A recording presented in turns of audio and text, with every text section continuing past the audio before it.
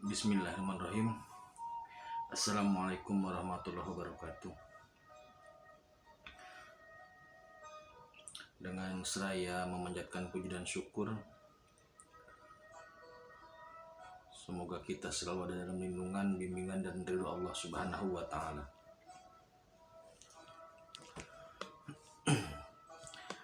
Kembali kami dari tim Raja Wali Nusantara.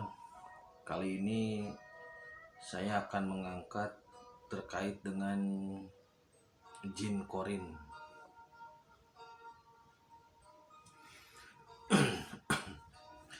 Banyak sekali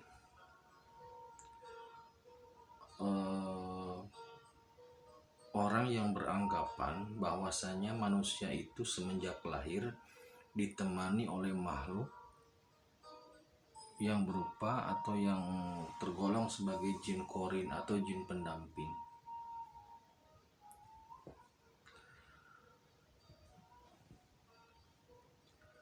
Menurut saya, jin korin itu tidak ada. Saya berani pastikan jin korin itu mutlak tidak ada. Jin pendamping manusia itu mutlak tidak ada. Kemudian yang ada itu adalah malaikat hafidhah atau malaikat yang bertugas untuk melindungi. Jadi pada saat-saat tertentu malaikat hafidhah itu melindungi orangnya gitu loh, melindungi orang tersebut. Itu setiap manusia didampingi oleh malaikat hafidhah. Contohnya begini, fungsi atau tugas malaikat hafidhah. Ketika orang itu sedang tidur, itu kan ruhnya tidak ada, maksudnya keluar. Ruhul kudusnya keluar, yang ada adalah ruhul hayati atau ruh kehidupannya. Pada saat orang sedang tidur atau sedang pingsan, malaikat hafidhah itu di situ bertugas atau melaksanakan tugasnya. Makanya kalau orang tidur itu binatang itu tidak berani. Semut pun tidak berani. Karena binatang itu juga tahu bahwa orang ini dijaga oleh malaikat hafidhah. Kecuali kalau tidurnya di sarang semut, itu ceritanya lain.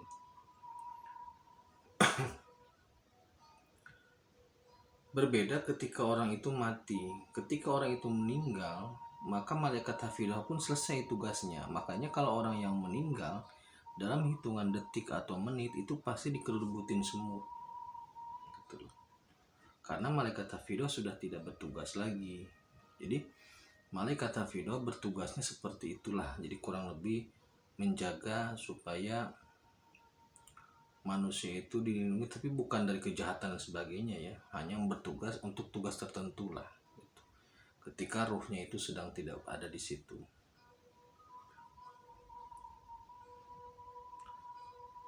Nah terus yang suka mengaku-ngaku jin korin itu apa? Kan begitu ya. Yang suka mengaku-ngaku jin korin itu kemungkinannya dua. Yang pertama jin asli, memang makhluk jin. Dia memanfaatkan. Yang kedua, ruh yang gentayangan. Emang ada ruh gentayangan? Ada. Ruh gentayangan itu adalah ruh yang tidak memiliki amal atau tiket untuk bisa menembus ke sana.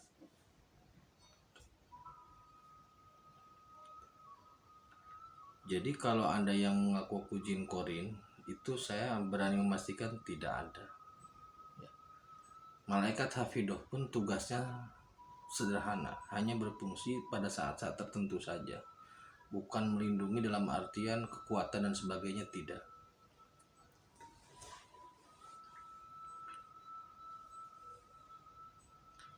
Jadi jin korin tidak ada, yang ada adalah malaikat hafidhah. Kalau ada unsur-unsur yang mengaku sebagai jin korin, itu kemungkinannya dua, jin asli atau makhluk yang gentayangan.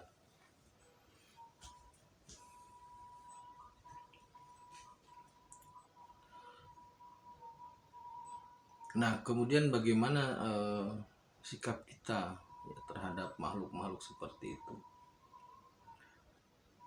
Dalam tubuh manusia itu memang tersusun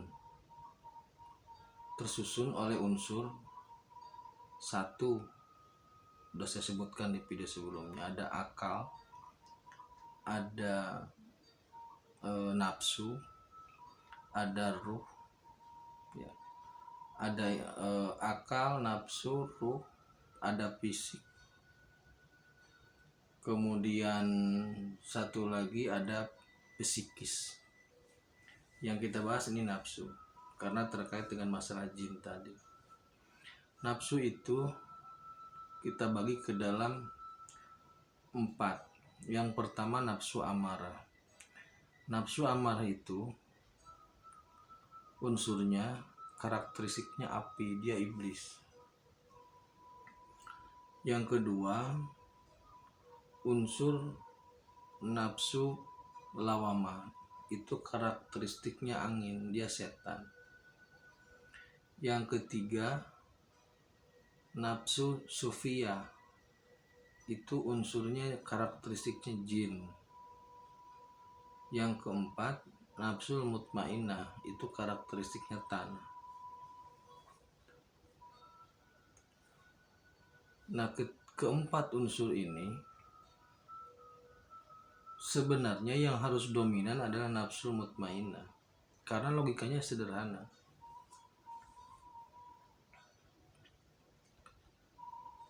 Seandainya nafsu amarah terlalu besar, maka orang itu akan kebakaran.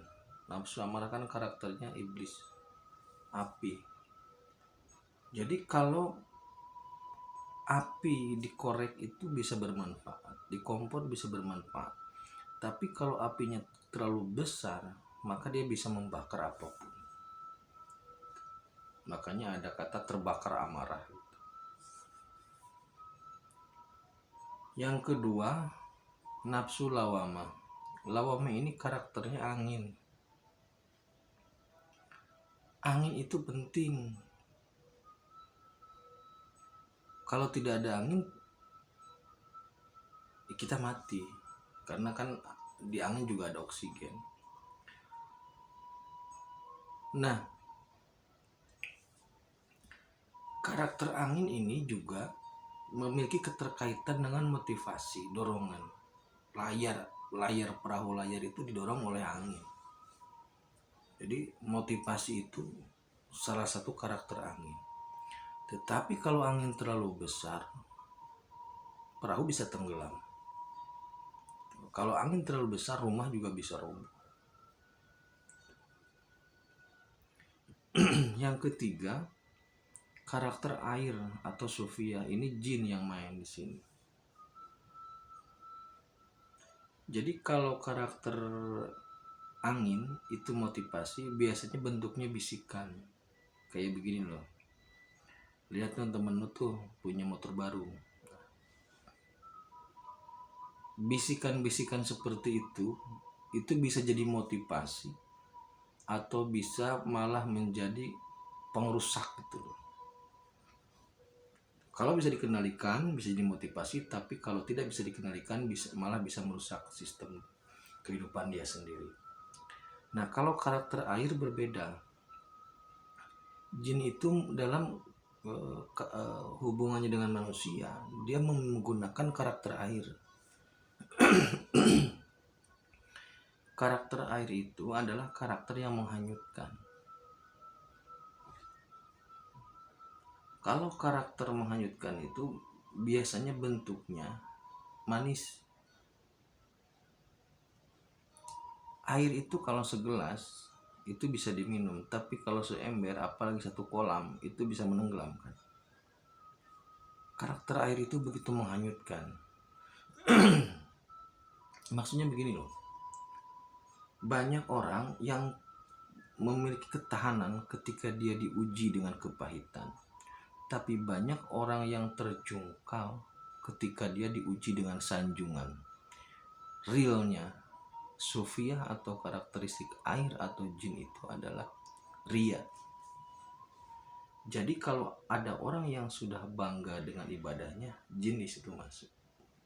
Dia mengelola manajemen ria supaya lebih besar, akhirnya nilai pahala dari ibadahnya habis diambil oleh jin. Kalau iblis itu tugasnya memalingkan tauhid dengan karakter apinya, kalau setan itu memalingkan dari ibadah, jadi kan motivasi itu kan rintangan, jadi maksudnya setan itu merintangi dari ibadah. Sedangkan jin fungsinya itu mencuri pahala ibadah. Jadi orang ibadah dia senang, tapi dicuri dengan cara sanjungan itu yang menyebabkan ria. Nah, rianya itu yang bisa diambil sebagai pahala. Yang keempat itu nafsul mutmainnah. Nafsul mutmainnah itu karakteristiknya tanah.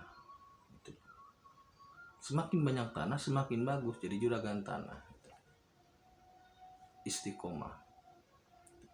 Karakter tanah itu istiqomah.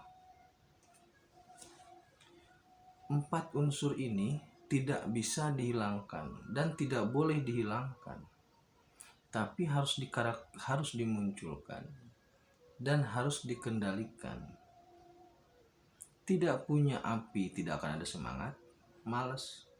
Tidak punya karakter setan, tidak punya dorongan, stuck. Tidak punya karakter jin, tidak punya karakter air, juga tidak bisa. Tidak punya karakter istiqomah, berbahaya. Tidak ada air gak bisa minum, kita mati juga.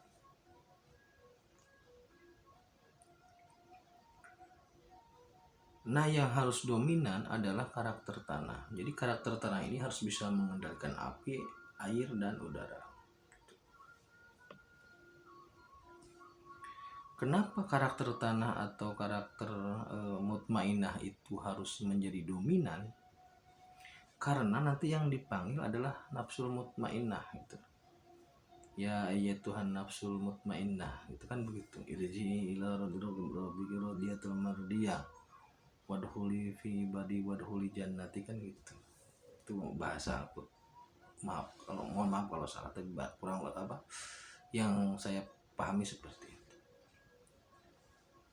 Nah, makanya tadi sudah saya jelaskan jin korin tidak ada. Yang ada jin asli atau makhluk gentayangan gitu. Karena jin itu bertugas pada saat orang itu sedang beribadah, tapi bukan jin korin, bukan jin pendamping. Istilah jin pendamping itu tidak ada dalam referensi literasi, tidak ada. Itu sudah di cross check, tidak ada. Itu ya. Jadi kesimpulannya, 1, jin korin tidak ada. Yang ada adalah malaikat hafidoh. Yang kedua, 4 unsur nafsu itu harus dikendalikan, dan mutmainnah harus menjadi dominan supaya kita bisa selamat dan kembali kepada Allah. Terima kasih. Akhirul kalam. Assalamualaikum warahmatullahi wabarakatuh.